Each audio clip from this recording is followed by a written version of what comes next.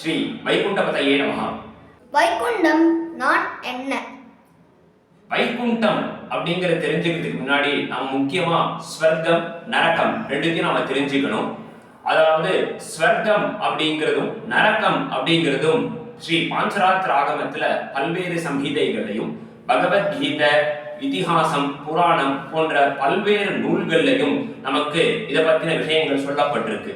அதாவது ஒரு ஜீவன், அதாவது பூமியில வாழக்கூடிய ஜீவனானது அவர்கள் பண்ணக்கூடிய பாப புண்ணியங்கள் கணக்கு பிரகாரம் அவர்கள் ஸ்வர்க்கத்திற்கும் நரகத்திற்கும் செல்வார்கள். அந்த ஸ்வர்க்கம் நரகம் அப்படிங்கிறதும் ஒரு பர்மனண்டா அங்கேயே தங்குற மாதிரி கிடையாது. ஸ்வர்க்கத்துக்கு போனாலும் அவர்கள் அங்கே பொன் விலங்கு, தங்கத்தால் செய்யப்பட்ட கை விலங்கு மாதிரி அங்க இருந்து அங்க இருக்கக்கூடிய சுகங்களை அனுபவிச்சு ஒரு குறிப்பிட்ட காலத்துக்கு அப்புறம் திருப்பி பூமியில பிறக்கணும். அதேதான் நரகத்துக்கும் போய் பாப்பங்கள்லாம் அனுபவிச்சு அங்க முடிஞ்சதுக்கு அப்புறம் திருப்பி இந்த பூமியில வந்து பிறக்கணும். இதுதான் ஸ்வர்க்கம் நரகம். ஆக நரகம் என்பது இரும்பினால் செய்யப்பட்ட கைவிலங்கு, ஸ்வர்க்கம் என்பது தங்கத்தினால் செய்யப்பட்ட கைவிலங்கு. அவ்வளவுதான் வித்தியாசம். ஆக ரெண்டுத்துக்கு போனாலும் திருப்பி பூமியில பிறக்கணும். ஆனா இதுல ரொம்ப ரொம்ப முக்கியமான விஷயம் என்ன அப்படின்னா, மாமுபேத்ய புனர்ஜென்மா துக்காலய மசாஸ்வதம் நாப்னுவந்தி மகாத்மானஹ சம்சித்திம் பரமாம் கதாஹா.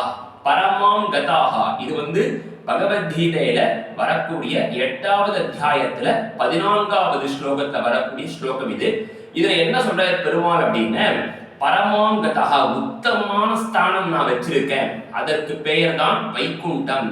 தத்தாம பரமம் மம, என்னுடைய வீடு அப்படின்னு சொல்றேன். அதாவது இந்த வைகுண்டத்துல நாம ஒரு ஜீவனானவர் அங்க போனார் அப்படின்னா ந ஆப்னுவந்தி, அவர்கள் மீண்டும் பிறப்பு எடுப்பது கிடையாது. வைகுண்டத்திற்கு சென்றவர்கள் யாரும் திருப்பி பூமியில பிறக்க வேண்டும் அப்படிங்கிற அவசியம் கிடையாது. அவர்கள் பிறப்பது கிடையாது. இதற்கு என்ன உதாரணம் அப்படின்னா, நம்முடைய பூர்வாச்சாரியர்கள் அத்தனை பேருமே இதற்கு பிரமாணம். இவர்கள் அத்தனை பேரும் வைகுண்டத்தில் இருக்கிறதுனால்தான் இன்னி வரைக்கும் அவர்கள் மீண்டும் பிறக்கவில்லை. அப்படிப்பட்ட வைகுண்டம், அந்த வைகுண்டத்தை அடைவதற்கு மிகவும் எளிமையான உற்சவம் தான் இந்த வைகுண்ட ஏகாதசி உற்சவம். அதுதான் நாம இப்ப எல்லாரும் கொண்டாடிட்டு இருக்கோம். இதை பத்தின மேலும் விஷயங்களை நாம அடுத்தடுத்து வரக்கூடிய காணொலியில காப்போம். நாமும் வைகுண்ட ஏகாதசியை மிகவும் சிறப்பாக கொண்டாடி நாமும் வைகுண்டத்தை அடைவோமாக. ஸ்ரீ வைகுண்டபதையே நமஹ.